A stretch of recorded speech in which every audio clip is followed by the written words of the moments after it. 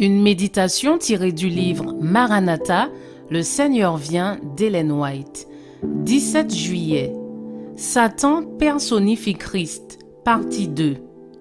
Cela n'est pas étonnant, puisque Satan lui-même se déguise en ange de lumière.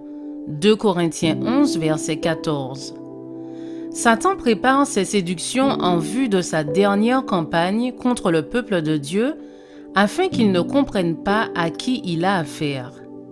Et cela n'est pas étonnant, puisque Satan lui-même se déguise en ange de lumière.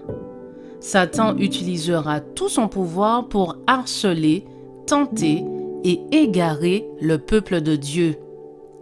Il a eu la témérité d'affronter, de tenter et de défier notre Seigneur, et eut la force de le transporter dans ses bras sur le haut du temple, puis sur le sommet d'une haute montagne.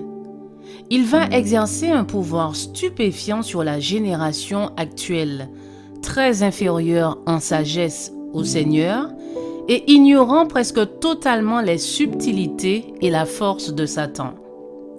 D'une manière prodigieuse, il va affecter le corps de ceux qui sont naturellement enclins à exécuter ses ordres.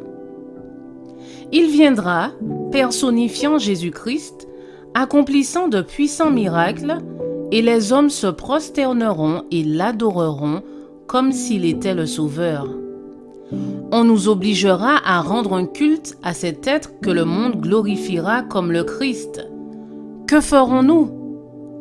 Nous devons leur dire que Christ nous a mis en garde précisément contre un tel adversaire, qui est le pire ennemi de l'homme, bien qu'il affirme être Dieu.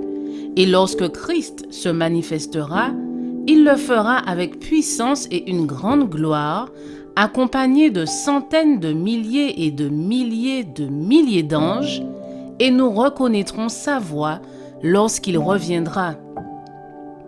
Le moment approche où Satan accomplira des miracles sous nos yeux, affirmant être le Christ. Et si vos pieds ne sont pas fermement établis dans la vérité de Dieu, vous serez balayés de votre fondement. Satan est déterminé à poursuivre la lutte jusqu'à la fin. Il se présentera comme un ange de lumière, affirmant être le Christ, et il trompera le monde. Mais son triomphe sera bref. Aucune bourrasque ou tempête ne réussira à convaincre ceux qui se sont accrochés au principe de la vérité éternelle. Ils pourront résister à cette époque d'apostasie presque universelle. Je vous souhaite une excellente journée. Que Dieu vous bénisse.